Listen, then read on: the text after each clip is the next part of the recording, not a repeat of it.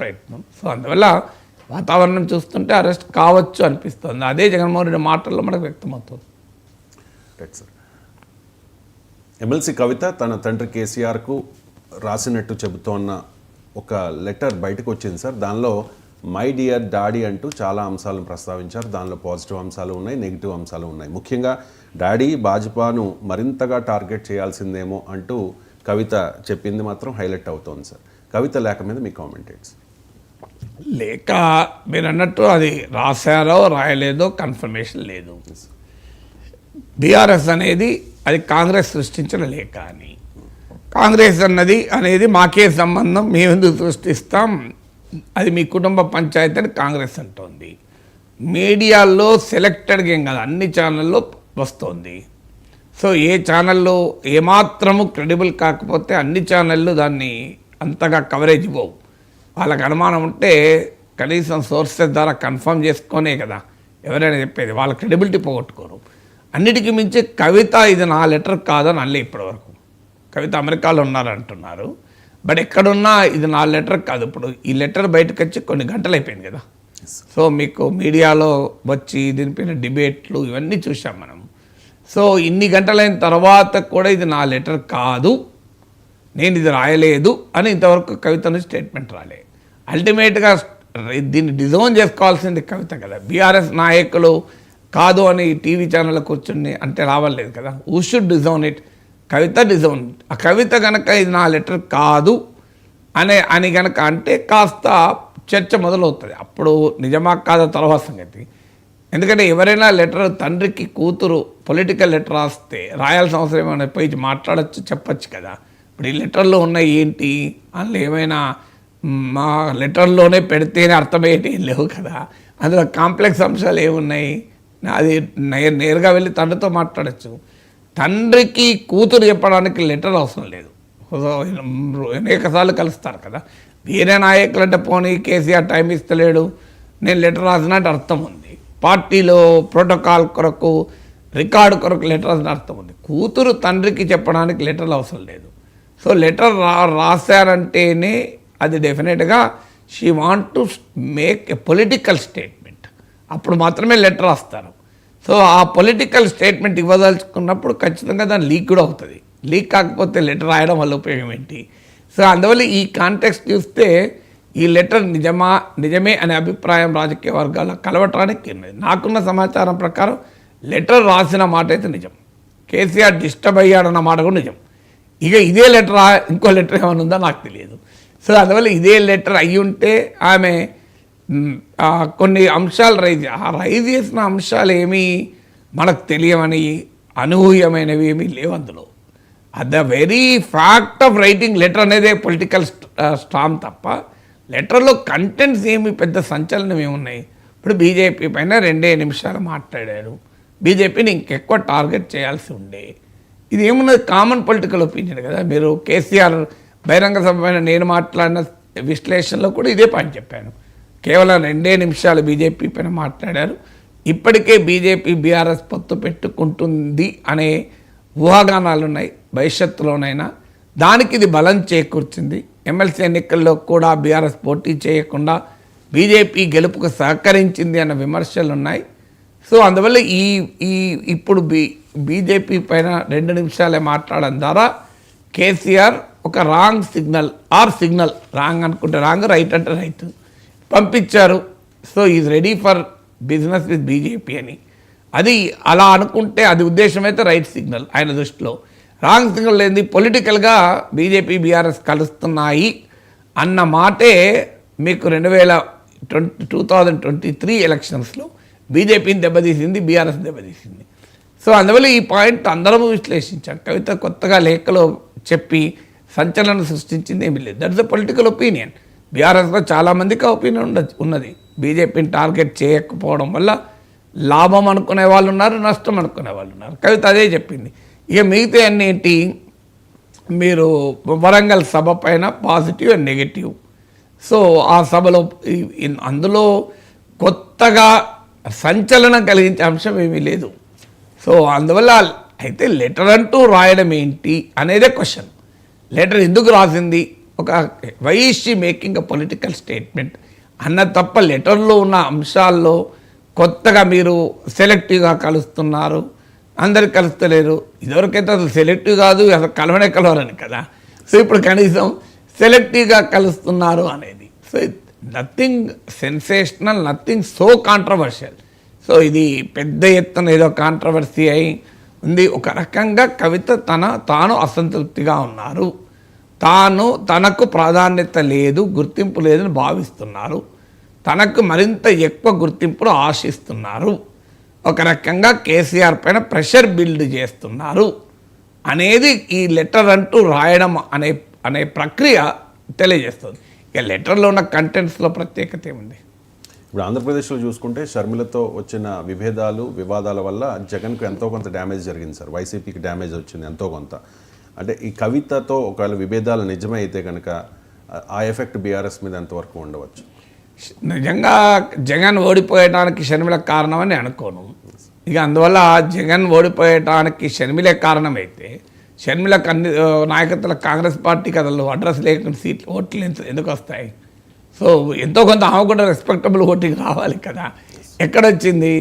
So Telugu Desam పార్టీకి ఒక ఆయుధం కావచ్చు షర్మిల తిరుగుబాటు ఎపిసోడ్, కానీ దానివల్ల జగన్కు ప్రత్యేకంగా నష్టం జరిగింది అని అనుకోను. అందులో షర్మిల వ్యూహం కూడా జగన్కు ఒక రకంగా లాభం. ఎందుకంటే ఆమె ఎప్పుడైనా ఆమె ఎంటైర్ మీ స్టేట్మెంట్ చూడండి, ఇప్పటికీ జగన్ను విమర్శించడం తప్ప కూటమిని విమర్శించడమో కూటమికి వ్యతిరేకంగా ఫైట్ చేయడం ఎక్కడా లేదు. కాంగ్రెస్ పార్టీ నాయకురాలు ఎన్డీఏకు వ్యతిరేకంగా మాట్లాడడం ఉండకపోతే జనం ఏమనుకుంటారు? సో జనం దాన్ని సీరియస్గా తీసుకుంటారా? మీకు అందుకే చాలామంది అంచనాలు వేశారు షర్మిలకు చాలా ఓట్లు వస్తాయి, ఆమె ఆంధ్రప్రదేశ్ కాంగ్రెస్ కమిటీ అధ్యక్షురాలు అవడంతోనే రాజశేఖర రెడ్డి అభిమానులకు షిఫ్ట్ వస్తుంది అన్నారు. రాదు అని నేను ఆ రోజు కూడా చెప్పాను. ఎందుకు? రాజశేఖర రెడ్డి అభిమానులు చంద్రబాబు నాయుడుకు ఉపయోగపడే పని చేయరు కదా అని ఆ రోజు కూడా చెప్పాను. ఇప్పుడు కూడా జరుగుతున్నది ఈ పోలరైజేషన్లో. ఆమె క్లియర్గా జగన్ వ్యతిరేక శిబిరంలో ఉన్నారు. జగన్ వ్యతిరేక శిబిరంలో కొత్తగా షర్మిలు ఉండడం ఏంటి? టీడీపీ జనసేన ఉండగా. అందువల్ల ఆమె పొలిటికల్ ప్రభావాన్ని చూపలేకపోవడానికి కారణం ఆమె అనుసరిస్తున్న వ్యూహం. ఇప్పుడు కూటమి ప్రభుత్వ విధానాలపైన పోరాడకుండా ప్రతిపక్ష పార్టీ ఎట్లా పెరుగుతుంది? అందులో బీజేపీ ఉన్న కూటమికి వ్యతిరేకంగా కాంగ్రెస్ నాయకురాలు పోరాడకుండా పొద్దున్న లేస్తే జగన్ అటాక్ చేస్తే ప్రజలంతా అమాయకులు, అర్థం కదా ప్రజలకు. అందువల్ల ఆ సిచ్యువేషన్ ఎక్కడా మీకు కనిపించడం లేదు. అందువల్ల షర్మిల వల్ల జగన్ ఓడిపోయాడు. షర్మిల వల్ల ఎంతో కొంత నష్టం అంటే ప్రతి ఫ్యాక్టరీ నష్టం చేస్తుంది. కొత్తగా షర్మిల వల్ల వచ్చే నష్టం ఉందని అనుకోను. ఇక్కడ కూడా కవిత ఎప్పుడు పార్టీ బయటికి వస్తే కదా నష్టం అనేది. పార్టీ పెట్టిన ఇప్పుడున్న రాజకీయ పరిస్థితుల్లో అయితే కవిత ఏదో ప్రభంజనం సృష్టించి కేటీఆర్కు భారీగా నష్టం కలిగించేటువంటి వాతావరణం ఉందని అనుకోను. సార్ ఇదేదో ఫ్యామిలీలో వచ్చిన విభేదం మాత్రమే కాదు, తెలంగాణను 10 ఏళ్ళు పాలించిన పార్టీలో వచ్చిన విభేదం. సో కాంగ్రెస్ పార్టీ చాలామంది డిమాండ్ చేస్తూ ఉన్నారు సార్. ఆది శ్రీనివాస్ కూడా అదే డిమాండ్ చేశారు. కవిత లేకపోయి బీఆర్ఎస్ నాయకత్వం సమాధానం చెప్పాలి అని చెప్పాల్సిన అవసరం ఉందంటారు.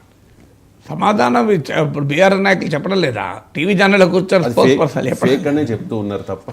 ఫేక్ అని అది నిజమైన ఫేక్ అని చెప్పకపోతే నిజమని ఎట్లా చెప్తారు? సో నిజమని ఎవరైనా అవును నిజమే అని చెప్తారా? నిజమైనా కూడా చెప్తారు. ఏముంది అందులో? సమాధానం చెప్పడానికి ఏముంది? పొలిటికల్ అంశాలు ఒకసారి తనకు వ్యతిరేకంగా కవితనే నిజంగానే కేసీఆర్కు వ్యతిరేకంగా మాట్లాడడం మొదలైతే ఏముంటుంది? ఇప్పుడు షర్మిల విషయంలో ఏమున్నదో అదే ఉంటుంది.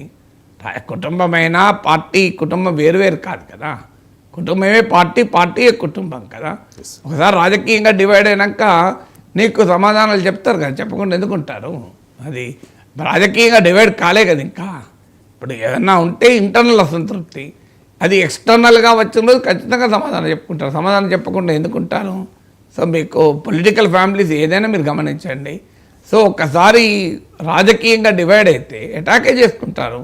అటాక్ చేసుకోకుండా ఎందుకుంటారు? రాజకీయమే కదా, కుటుంబమే కదా. అండ్ కేసీఆర్ చాలా అగ్రెసివ్గా కామెంట్ చేసేవారు కదా సార్, విమర్శలు చేసేవారు భారతీయ జనతా పార్టీ మీద, మోదీ మీద.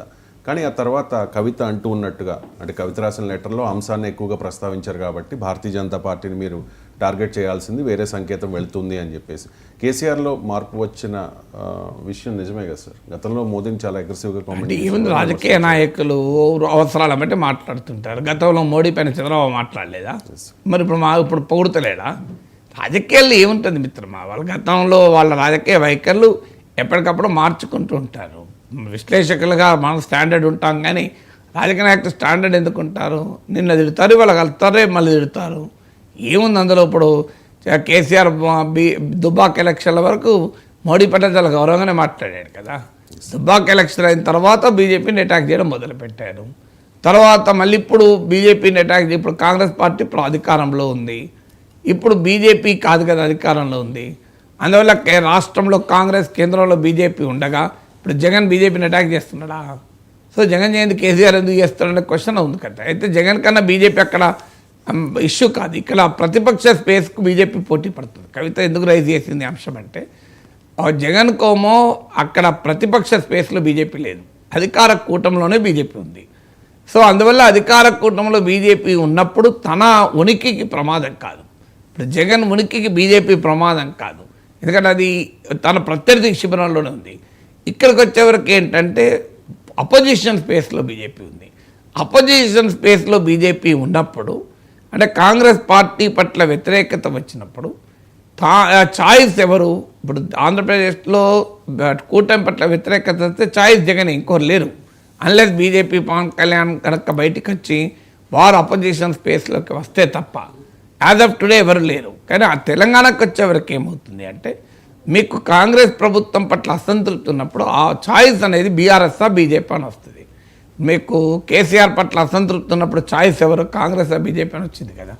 బీజేపీ బీఆర్ఎస్తో కలుస్తోంది అన్న భావన వచ్చాక ప్రజలు కేసీఆర్ను ఓడించడానికి రేవంత్ రెడ్డి బెటర్, కాంగ్రెస్ బెటర్ నిర్ణయానికి వచ్చారు. అంతకుముందు బండి సంజయ్ ప్రజా సంగ్రామ యాత్రలు, బండి సంజయ్ ఊపునప్పుడు మీకు బీజేపీయే ప్రత్యామ్నాయం అని కూడా ప్రజలు భావించి దుబ్బాక, హుజురాబాద్ జిహెచ్ఎంసీలో ఓట్లు వేశారు కదా.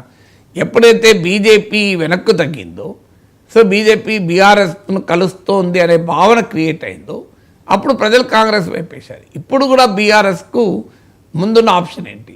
అపోజిషన్ స్పేస్లో బీజేపీని ఎదుర్కోకుండా మీకు ఫీల్డ్ వదిలేస్తే బీజేపీకి, బీఆర్ఎస్ను మించి బీజేపీ ముందుకు రావచ్చు ఒకటి. అందువల్ల బీజేపీని ఎందుకు విమర్శిస్తాడు కేసీఆర్ అన్నది ఒక పొలిటికల్ ఒపీనియన్. ఇంకో పొలిటికల్ ఒపీనియన్ ఏంటంటే, ఇప్పుడు ఇద్దరితో పెట్టుకోవడం ఎందుకు? ఇప్పుడు మన ప్రత్యర్థి కాంగ్రెస్ కదా. ఇప్పుడు బీజేపీని అటాక్ చేయడం ద్వారా కాంగ్రెస్తో కుమ్ముక్కవుతున్నారన్న భావన ఎందుకు పంపించాలి? ఏం అవసరం వస్తే బీజేపీతో కలవడానికి కూడా స్కోప్ ఉంటుంది కదా అని ఇంకో భావన. రెండు పొలిటికల్ ఒపీనియన్స్ ఉన్నాయి. బట్ ఏదైనా బీజేపీని టార్గెట్ చేయకుండా బీఆర్ఎస్ ఒక రకంగా బీజేపీ పట్ల సానుకూల సంకేతాలు కేసీఆర్ పంపించాడు. ఆ సానుకూల సంకేతం పంపించడం లాభమా నష్టమా అని భిన్నాభిప్రాయాలు ఉండొచ్చు. కవిత కనుక ఈ లేఖ రాసి ఉంటే ఆమె అభిప్రాయం నష్టమని. అంటే నేను మిమ్మల్ని జోస్యం చెప్పమని అనడం లేదు. లోక్సభ ఎన్నికలకు ముందు కూడా ఈ చర్చ వచ్చింది, బీజేపీ అండ్ బీఆర్ఎస్ పొత్తు పెట్టుకుంటాయేమో, అటువంటి ప్రతిపాదన కూడా వచ్చింది అని చెప్పేసి. ఏదైనా జరిగే అవకాశం ఉందా సార్ ఆ రకంగా? దేశంలో కాంగ్రెసేతర పార్టీలు, కమ్యూనిస్టులు మినహా ఏ పార్టీతోనైనా బీజేపీ పొత్తు పెట్టుకోవచ్చు. ఏముంది అందులో? ఇప్పుడు దేశంలో ఏ పార్టీ పెట్టుకోలేదు. అంటే మనకు బీజేపీతో పొత్తు పెట్టుకొని పార్టీ అంటే ఒకటి ఆర్జేడీ నాకు గుర్తున్నంత వరకు. భారతదేశంలో ప్రతి ప్రాంతీయ పార్టీ పొత్తు పెట్టుకున్నదే. వైసీపీ, వైఎస్ఆర్ కాంగ్రెస్ పార్టీ, బిజు జనతాదళ్, బీఆర్ఎస్లు పొత్తు పెట్టుకోలేదు. కానీ పరోక్షంగా బీజేపీ పట్ల సానుకూల వైఖరి కదా. వైఎస్ఆర్ కాంగ్రెస్ పార్టీ అవిశ్వాస తీర్మానానికి వ్యతిరేకంగా ఓటేశాయి కదా. ఇక అంతకంటే మించింది ఏముంటుంది? పొత్తులాగానే కదా. ఇప్పుడు మోడీ ప్రభుత్వం పైన అవిశ్వాస తీర్మానం పెడితే దానికి వ్యతిరేకంగా ఓటేశారంటే ఎవరి పట్ల విశ్వాసం ప్రకటించారు? బీజేపీ పట్ల విశ్వాసం ప్రకటించింది కదా. అందువల్ల మీకు దేశంలో ప్రాంతీయ పార్టీలు ఏవైనా వాళ్ళు అనుసరించేటువంటి వైఖరి ఇదే. బీజేపీ పట్ల అవసరమైతే కలుస్తారు, తమకు ప్రమాదం అనుకున్నప్పుడు కలవరు. వాళ్ళకేం సైద్ధాంతిక వ్యతిరేకత ఏముంది బీఆర్ఎస్కు?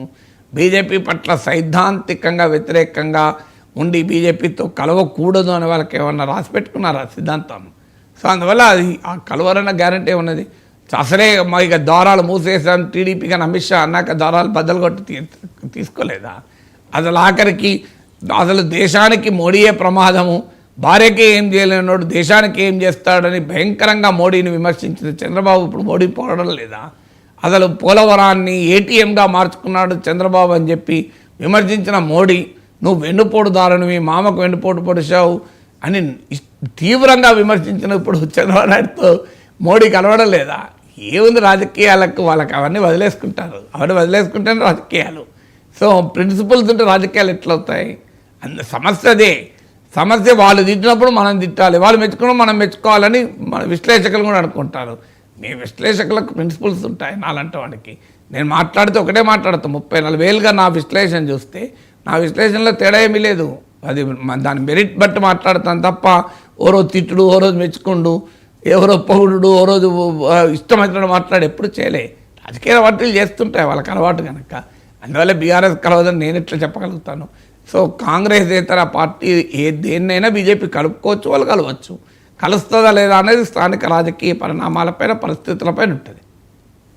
రైట్ సార్, చిన్న బ్రేక్ తీసుకుందాం సార్. చిన్న బ్రేక్ తీసుకుందాం. బ్రేక్ తర్వాత